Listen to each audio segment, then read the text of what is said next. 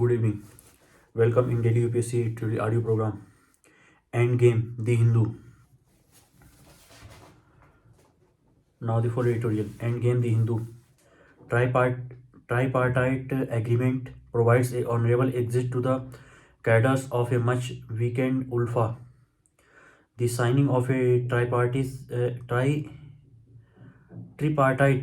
agreement in New Delhi between the pro-talks faction of the United Liberation Front of Assam, the the union government and the Assam state government marks the end of a process that began in 2009, nearly 15 years ago.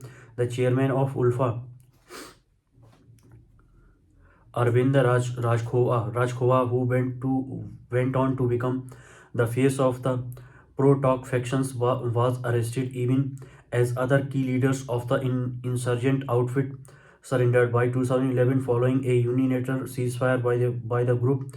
The ULFA's pro-talks factions had already signed a suspension of operations agreement with several cadres staying put at special camps called uh, Nirman Kendras, putting an end to the then 32-year-old insurgency. A much delayed talks process finally concluded last week, resulting in the current tripartite memorandum of settlement, embedding the factions cadre to surrender arms and vacate their camps. The commander-in-chief of the outfit, Paresh Barua, had opposed the dialogue process in 2009, insisting that the sovereignty issue be a part of it. And since then, his faction, the ULFA Independent, has remained hostile to the peace process. The ULFA is now a much weakened outfit, with Baruas believed to be in northeast Myanmar. The ULFA has long lost its potential as an insurgent force from its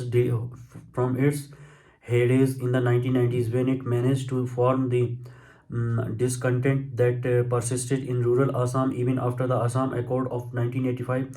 Since then, the organization has lost popular support, especially among sections of Assam's peasantry, due to its violent tactics targeting civilians such as migrant workers and the poor, relying on extortion. Besides espousing a flawed chauvinist ideology that misconstrued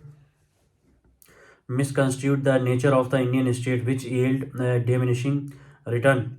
Military operations by Bhutan in the early 2000s broke its insurgent might, and later the Sheikh Hasina-led Awami League government in Bangladesh handed over most of the outfit's leader. Since then, the pro-talk faction gave up the demand for sovereignty and revived its charter of demands to accommodate the interest of the indigenous people of Assam while seeking an honorable exit.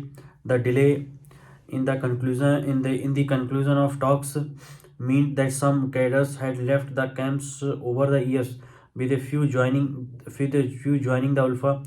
But reports indicate that recruits to the Barua-led organization have fallen drastically in recent years. The threat of militancy from the remnants of the ULFA might have subsided dramatically over the years in Assam, but much need to be done to raise the livelihood standard of the peasantry in the northeastern state. Persistent poverty has been a key reason for mobilization of a narrow ethnic basis, a radical version of which has been espoused by organizations such as ULFA. Thank you.